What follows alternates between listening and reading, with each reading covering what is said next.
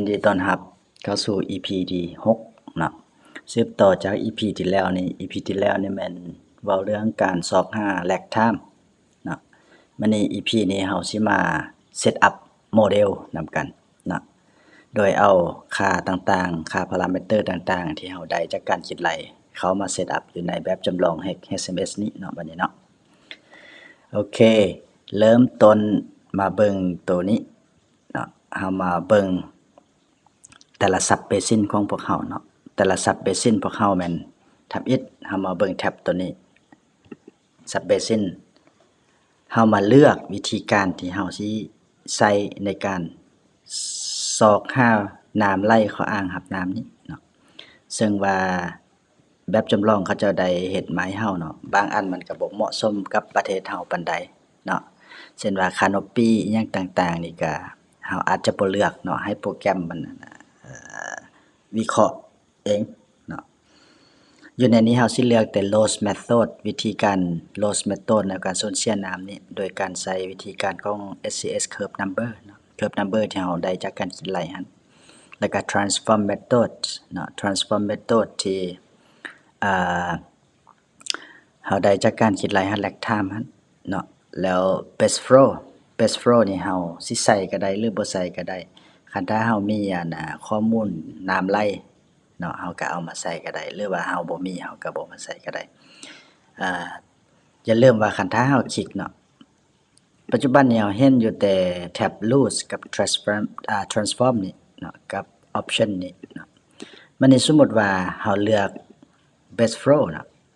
สมมุติว่าอาจจะเอาเป็นการสูญเสียนี่เนาะ Recession นี่เห็นบ่ Best flow มันสิเพิ่มขึ้นมาว่านี่เนาะ discharge นี่จักมิลลิเมตรก่อนต่อวินาทีเนาะแล้วก็การสูญเสียนี่เท่าใดซึ่งว่าเฮาต้องได้มาคิดไล่ตัวนี้ discharge เนาะ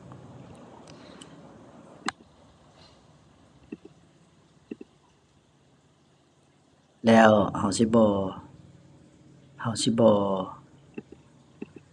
เลือกวิธีนี้หรือว่าไผอยากเลือกก็บ่เป็นหยังเนาะแต่ว่าเฮาสิบ่เลือกเป็น None สังเกตว่าคันถ้าเฮาเลือก None มันก็สิมีแต่ Loose กับ Transform นะลองเบิ่งบัดนี้เฮามา Sub Basin ที่1 Sub Basin ที่1นี่ Initial Abstraction นี่เฮาสิใส่0นะ Curve Number Sub Basin ที่1นี่ 82.76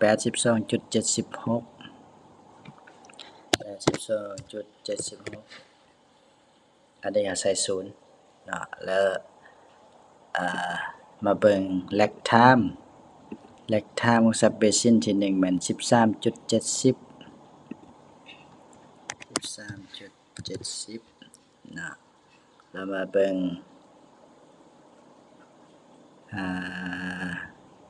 ตัวนี้Sub Basin ที่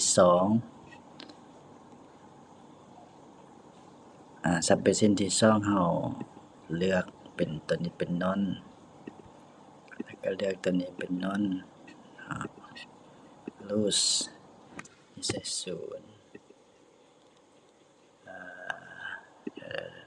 ตัวนี้ต้องเป็น SS Curve Number 0 Sub Basin ที่2นี่ 77.70 Transform lag time นี่แม่น 37.51 โอเคแล้วก็ Sub Basin ที่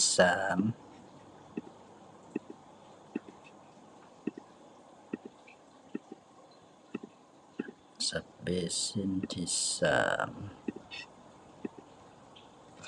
0 Curve Number Sub Basin 75.36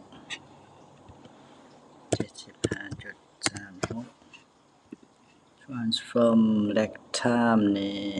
13.99 โอเคแล้วก็เซฟ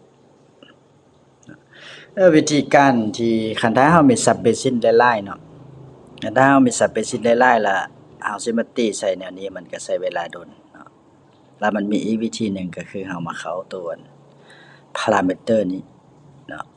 พารามิเตอร์นี่เลยก็เข้าตัวนี้นะแล้วเฮาก็สามารถ copy มาใส่ได้เลยเนาะโดยที่บ่ต้องตีเทื่อละอันอันนี้เนาะตัวอย่างว่า loose metals นะ all element นี่แล้วเฮาก็สามารถเข้ามานี้แล้วก็ไป copy เอานี่ copy เอาตัวเลขพวกนี้มาใส่ในตารางได้เลยเนาะโดยที่เฮาบ่ต้องได้มาตีเทื่อละอ่างนั่นนี่ก็ได้เนาะมันมีหลายวิธีแต่อันนี้เฮาสิเฮ็ดไปแต่ละสเต็ปให้เข้าใจง่ายๆเนาะวันนี้เฮาก็ได้ละพารามิเตอร์ตัว Krebs number กับ lag time ของแต่ละ sub basin ต่อไปเฮาสิเฮ็ดหยังนะต่อไปเฮาสิสร้างตัว time series data manager นะก็คือเอาสถานีน้ำฝนเข้ามาใส่เนาะคลิกนิ้วแก๊ก1นะสถานีน้ำฝน1ของปากซัน district create สังเกตว่าเฮาสิเห็นโฟลเดอร์ตัวหนึ่งเพิ่มขึ้นมาก็คือเป็น time series นี่เพิ่มขึ้นมาละเฮาก็มาคลิกเข้าเบิ่งตัว time series เนาะ time series นี่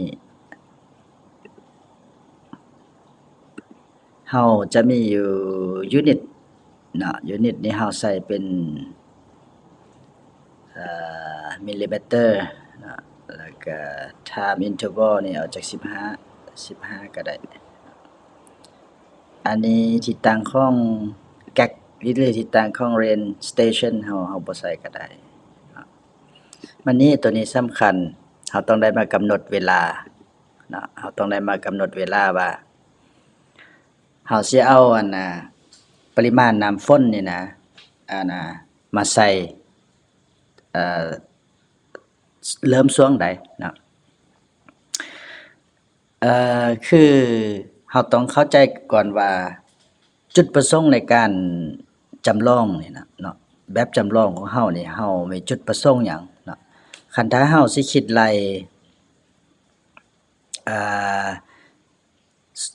แต่ละระยะเนาะหมายความว่าเอา10ปีขึ้นหลังเอาข้อมูล10ปีขึ้นหลังมาคิดไล่ปริมาณน้ำไหลเข้าอ่างสูงสุดอยู่ในปีใดเนาะเฮาต้องเอาข้อมูลน้ำฝนเป็นรายเดือนนั้นเนาะเป็นรายเดือนนั้นตั้งแต่เดือน1ฮอดเดือน12ของแต่ละปีนี่มาคิดไล่เนาะอย่างน้อยอย่างต่ำสุดต้องเอาข้อมูล5ปีหรือ6ปีต่ำสุดเนาะ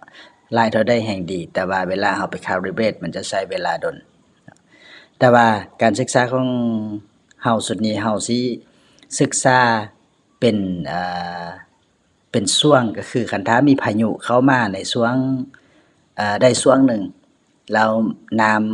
ำมันสิไหลเข้าอ่างหลายส่ำใดเนาะคือตัวอย่างที่ข้าพเจ้ามีข้อมูลอยู่นี่เนาะก็คือเอาข้อมูลน้ำฝน72ชั่วโมงเนาะ72ชั่วโมงก็3มื้อซึ่งว่าเป็นช่วงระยะที่ว่าช่วงปี2018คือช่วงที่ว่ามันพายุเกษณาบ่เข้ามาอยู่ในลาวปี2018เลยเฮ็ดให้เขื่อนเซเปียนแตกเนาะแล้วช่วงนั้นจะมีปริมาณน้ำฝนหลายที่สุดในวันที่18เดือน7 5วันที่20เดือน7เนาะ3มื้อ72ชั่วโมงอยู่เขตบริคำไซหั่นฉะนั้นเฮาสิเอาข้อมูลช่วง72ชั่วโมงนี้ในเวลาที่เกิดมีฝนตกหนักสูงสุดนี่เข้ามาใส่ว่าคันถ้าว่าฝนตกติดต่อกัน3มื้อนี่นะเนาะน้ำมันสิไหลเข้าอ่างรับน้ำนี่หลายส่ำใดเนาะโดยที่เฮาสิมาเอาเป็นข้อมูล เป็นรายชั่วโมงเนาะเฮาสิเริ่มวันที่18เดือน7 2018เวลาเริ่มก็00:00 นจนมาฮอดวันที่20เดือน7คือกันปี2018เนาะ3มื้อ72ชั่วโมงอาจจะเป็น23เนาะ3โมงและเฮามาเบิ่ง timetable นะเวลาเฮากำหนดตัวนี้แล้วตัว timetable มันก็จะออกมาอัตโนมัติเนาะก็คือเริ่มตั้งแต่วันที่18เดือน7ปี2018 00:00 นจนมาฮอดวันที่20เดือน7เวลา23โมงหลังจากนั้นเราก็ต้องได้เอาข้อมูลตัวนี้ copy ข้อมูลตัวนี้นี่นำฟอนต์เฮานี่นำฟอนต์72ชั่วโมงนี่ copy เข้ามาวางใส่ปึ๊บ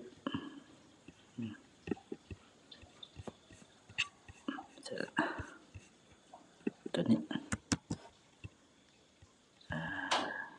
เดี๋ยวขวา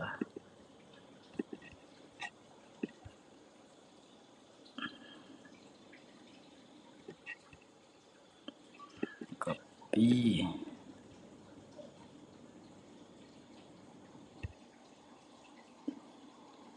paste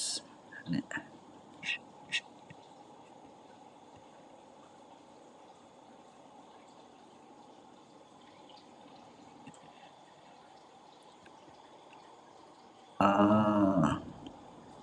เวลาตัวนี้มันไล่เป็นนั่นน่ะมันบ่ได้ไล่เป็นชั่วโมงเนาะมันไล่เป็นทุกๆ15นาทีเพราะว่าตัวนี้เฮามากำหนด15นาทีนี่เนาะเฮาต้องได้มาเปลี่ยนเป็น1ชั่วโมงก่อนเพราะว่าเมื่อกี้นี้เฮากำหนดเป็น15นาทีแล้ว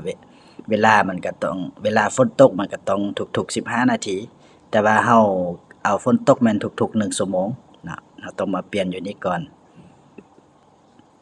มันก็จะเปลี่ยนให้เป็นวันที่18เดือน7คือ9:00 นจนมาฮอดวันที่20เดือน8เวลา23:00 นนะโอเคได้ละแล้วก็มาเบิ่งกราฟบัดนี้นะกราฟนี่มันก็จะมีข้อมูลเส้นแสดงน้ำฝนอยู่นี่นะโอเคสำหรับ EP นี้เอาส่ำนี้ก่อนเนาะหลังจากนั้น EP ต่อไปเฮาสิมาตัวนี้เนาะมาสร้างตัวmethodology นี่เนาะแล้วก็มาสร้าง control space specification manager นี่เนาะสำหรับ EP นี้เอาส่ำนี้ก่อนโอเคถ้าติดตาม EP ต่อไปเด้ออย่าลืมเซฟเด้อ